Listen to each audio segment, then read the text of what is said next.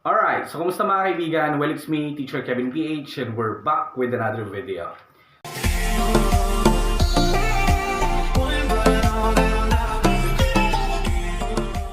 So ngayon mga kaibigan, magbabahagi lang ako ng isa sa mga pinagkakatiwalaan kong budget meal o kung ikaw ay naghahanap ng budget meal na SSD, kung gusto mong pabilisin ang iyong computer, you can do it on your own or pwede nyo ipakita sa mga technicians mga kaibigan.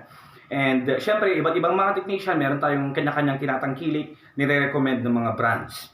And ito, pag-uusapan lang natin, wala ako dito mga kaibigan para i-explain kung anong meron dito sa SSD na to, kung ano yung pinagkaiba ng SSD na to kumpara sa kapwa nito budget meal ng mga SSDs. Alam naman natin, nagkalat yung iba't ibang mga brands ng SSDs na talaga namang super mura on the online market. And isa na to sa mga mura mga kaibigan. Walang iba, kundi syempre, nakita nyo na kanina, si Ramsta SSD. Yes. And katulad nga ng nasabi ko, I'm not here to explain what is on this SSD. Ibabahagi ko lang yung experience ko kasi it's been a year na tayo ay gumagamit ng Ramsta SSD. And syempre, hindi lang ito pang personal experience natin, kundi experience na rin ng ating mga clients dahil ito yung SSD na sinasalpak natin para sa mga laptops at sa mga computers na dinadala nila dito. And so far, within that year, mga kaibigan, na tayo ay gumagamit ng Ramsta SSD, wala pa naman akong natanggap na reklamo or whatsoever na mga queries. Yung iba merong bumabalik dito para ipare-check yung units nila kasi nagkaroon ng issue.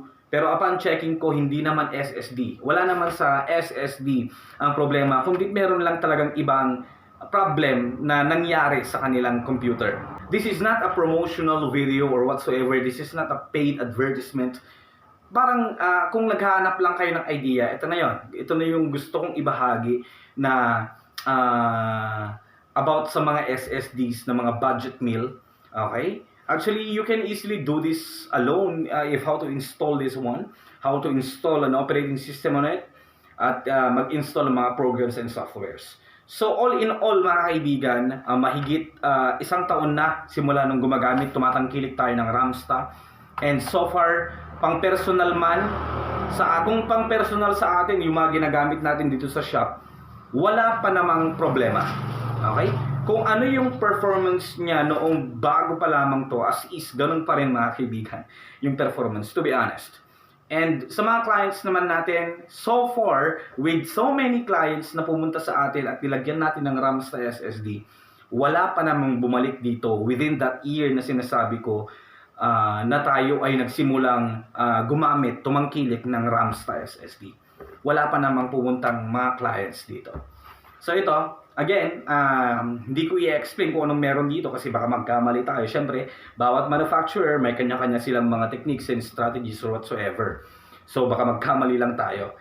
This is just an actual experience. Sinishare ko lang kung ano yung talagang experience na mismo bilang isang computer technician, bilang isang user, no? At all in all, para sa mga budget meal, I think this is the top one for budget meal na mga SSD. Meron din namang mga talagang pang bigatin na mga SSD such as Kingston, such as Samsung Evo. Pero ang pinag-uusapan natin dito is yung budget meal na okay ang performance. Again, this is based on my experience.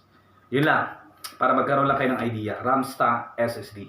So, ganito lang kasimple din yung mga kaibigan yung packaging na niya, no? Okay ito pang desktop, pang laptop. Yun naman yung nilalagay natin para dito sa shop. And ganito lang din siya. May ilaw dito kapag sinasaksak natin, pag ina-open natin mga kaibigan. So, ang brand dito is Ramsta Solid State Drive 2.5 SATA 3 SSD S800. Yeah. So, ganun lang kasimple. Again, wala pa namang problema na na-encounter natin. Thank you for watching and naway nagkaroon kayo ng konting idea